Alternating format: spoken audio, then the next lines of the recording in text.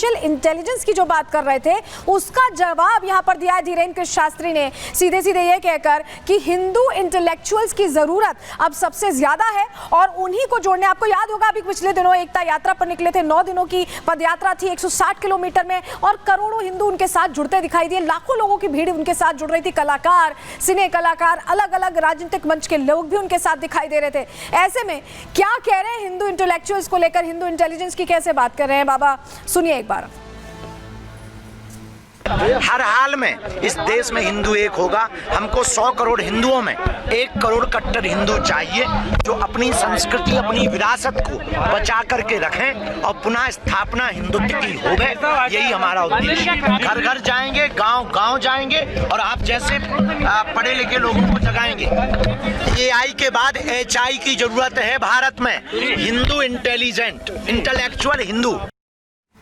तो सुना आपने बाबा बागेश्वर को। और चलिए अब बदायूं का तो हमने पूरा सूरत हाल आपको बता दिया, कैसे AI HI आ गया, लेकिन संभल में क्या हालात हैं। संभल पिछले कई दिनों तक सुलगता रहा, आपको पता है, और उसके बाद अभी आप देखिए हालात बिल्कुल नियंत्रण में है। और यहाँ शाही जामा मस्जिद जिसको लेकर विवाद है, दावा है, वहां पर न्यायिक जांच टीम पहुंची है। शासन के आदेश पर देखिए ये न्यायिक जांच टीम गठित की गई जिसमें पूर्व हाईकोर्ट के रिटायर्ड जज हैं और उनके साथ और लोगों को मेंबर बनाया गया इस टीम में। और हर एक पहलू पर शाही जामा मस्जिद में जांच के लिए ये टीम पहुंची है। चलिए आपको जरा दूसरी तस्वीर दिखाते हैं। टीम तो पहुंच गई, अब टीम कई लोगों से देखिए लोगों के बीच पहुंच रही, स्थानीय लोगों से बात कर रही है, क्योंकि सबसे ज्यादा यहाँ पर परेशानी अगर किसी को हुई है तो स्थानीय लोगों को हुई है। दंगे भड़के, लोग ताला बंद करके अपने घरों से चले गए और हालात बद से बदतर हो गए। और ऐसे में सियासी पर्यटन के लिए नेता भी बड़े उत्साहित दिखाई दिए, लेकिन अब क्योंकि यहाँ पर न्यायिक जांच टीम पहुंची है तो वो हर पहलू पर जानकारी ले रही है, हर पहलू पर जानकारी ले रही है। और आंजनेय सिंह जो कमिश्नर है मुरादाबाद मंडल के, वो भी आपको इस टीम का हिस्सा उनके साथ जाते दिखाई दे रहे हैं। चलिए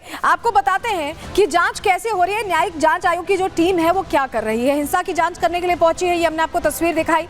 3 सदस्यों की ये टीम है जो शाही जामा मस्जिद पहुंची और लोगों से बातचीत की। मस्जिद कमेटी के लोगों ने यहाँ पर जो वहाँ के रहवासी हैं उनसे समझने की कोशिश की कि दरअसल उस दिन हुआ क्या था। वो जो 2-2.5 घंटे का समय था, जिस तरह की पत्थरबाजी हुई, जिस तरह गोलियां चलने लगी, 4 लोगों की मौत हो गई, तमाम जो सवाल हैं उनको लेकर न्यायिक टीम के स्थानीय लोगों से यहाँ बातचीत हुई है, उनसे समझने की कोशिश की है। और टीम ने जो प्रशासनिक अधिकारी हैं जो उस वक्त वहां पर तैनात थे या उनकी ड्यूटी है या उनके अंडर वो पूरा जोन आता है, उनसे भी, उन अधिकारियों से भी सवाल जवाब किए गए हैं कि आपने वो जो माहौल था 2-2.5 घंटे तक उसे संभालने के लिए क्या किया। पुलिस के अधिकारियों से भी बात की है। और संभल में देखिए आज भी, अभी भी इस वक्त आपको बताएं, सुरक्षा के पुख्ता इंतजाम है। कल जब तमाम जो सपा नेता जाने की कोशिश कर रहे थे तो उन्हें बाकायदा डीएम ने कॉल करके भी कहा कि आप मत पहुंचिए। और ऐसे में अभी देखिए कुछ दिन तक जो तमाम नेता हैं उनको भी मना किया है कि वो ना पहुंचे। और सबसे बड़ी बात यह है कि जरूरी भी यही है कि तनावपूर्ण माहौल ना हो, स्थिति नियंत्रित रहे, इसका ध्यान प्रशासन रख रहा है। लेकिन कौन कौन से वो ऐसे सवाल हैं जिनका जवाब यहाँ जानने की कोशिश कर रहे हैं। जो न्यायिक जांच आयोग की टीम जो पहुंची है वो क्या क्या सवाल हैं उनका जवाब जानने की कोशिश कर रही है। समझिए कि क्या साजिश के तहत हिंसा कराई गई, ये अपने आप में बड़ा प्रश्न है, क्योंकि ये इस तरह के सबूत मिले। हमने आपको खुद प्रहार में सुनवाया कि कैसे ऑडियो कॉल के जरिए लोगों को बुलाया जा रहा था। कल हमने आपको दिखाया मौलाना लोगों की भीड़ इकट्ठा कर रहे थे। बहुत सारी चीजें ऐसी हुई हैं, तो इसका जवाब जानने की कोशिश हो रही है। इसके अलावा क्या पुलिस सुरक्षा के प्रबंध जो थे वो ठीक थे, क्योंकि पुलिस पर आपने देखा विपक्ष के तमाम जो चेहरे, दंगाइयों पर किसी ने प्रश्न नहीं किया, ये नहीं कहा कि दंगाई वहां कैसे पहुंचे, उन्होंने कैसे इतनी बड़ी संख्या में पत्थर इकट्ठा किए होते, किसी ने नहीं कहा। लेकिन पुलिस पर जरूर प्रश्न उठे हैं, तो इस पहलू पर भी जांच हो रही है। ये विपक्षी नेता जरूर सुन लें, क्योंकि उनके लिए जानना जरूरी है कि ये पहलू भी जांच के दायरे में है। ऐसे में सरकार पर सवाल जब वो खड़े करते हैं तो कम से कम उन्हें ये जानकारी रहे। लेकिन किन कारणों से हिंसा को अंजाम दिया गया, ये भी प्रश्न है, क्योंकि वो 2.5 घंटे का समय ऐसा था जब सर्वे टीम मस्जिद के अंदर थी, साक्ष्य देख रही थी, और उसी समय अंदर सोचिए वहां जांच चल रही है और बाहर पत्थरबाजी हो रही है, गोलियां चल रही, किस तरह का माहौल होगा, कितना खौफनाक माहौल होगा।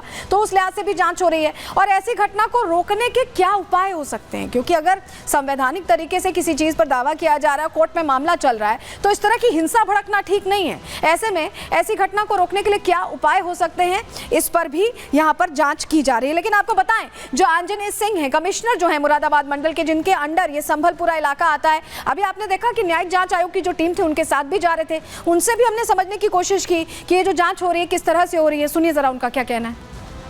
जांच आयोग जो शासन के द्वारा गठित है उसमें माननीय अध्यक्ष और माननीय सदस्य दो व्यक्ति यहाँ पर पहुंचे थे। उनका मूल उद्देश्य था जो जहां पे ये उपद्रव कारित हुआ उस पूरे एरिया का भ्रमण करना, उसको विजिट करना, और उन्होंने वैसा किया। जो घटना थी जिस जगह पे खास तौर पे सबसे ज़्यादा उपद्रव हुआ था उस एरिया को भी देखा और स्ट्रक्चर का भी भ्रमण। उन्होंने बाकी लोगों से भी बात की, उनसे भी उन्होंने जो कहा और उन्होंने उसको सुना।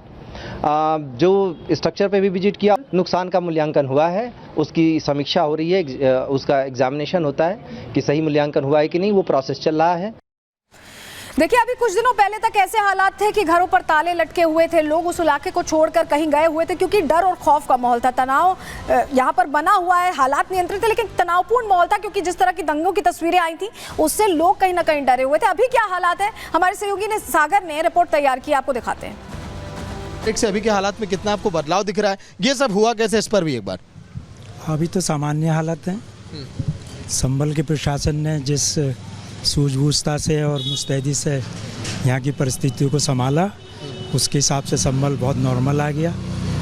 ना तो विगत इतिहास में संभल सांप्रदायिक स्थिति से काफ़ी खराब स्थिति में रहा है। तो बिल्कुल सामान्य हालात, प्रशासन ने बहुत अच्छा काम किया है। उस दिन के बाद बहुत तेज़ी से हालात सामान्य की दिशा में बढ़ रहे हैं, कोई दिक्कत नहीं है। तो लॉ एंड ऑर्डर तो अभी कंट्रोल में है, लेकिन पटरी पर पब्लिक नहीं आ रही है, पब्लिक बाहर चली गई है। और मेन जो हमें ये कहना है कि लॉ एंड ऑर्डर के लिए अगर सरकार पहले ही ज़िले के लिए गंभीर होती और ज़िले का मुख्यालय संभल में देती तो शायद ऐसे हालात ना होते। अभी लेडीज़ नहीं आ रही डर के मारे, बस ये है प्रॉब्लम कि बाज़ार भी सन्नाटे पड़े हैं, खुल के नहीं दे रहा बाज़ार अभी पूरा तरीके से।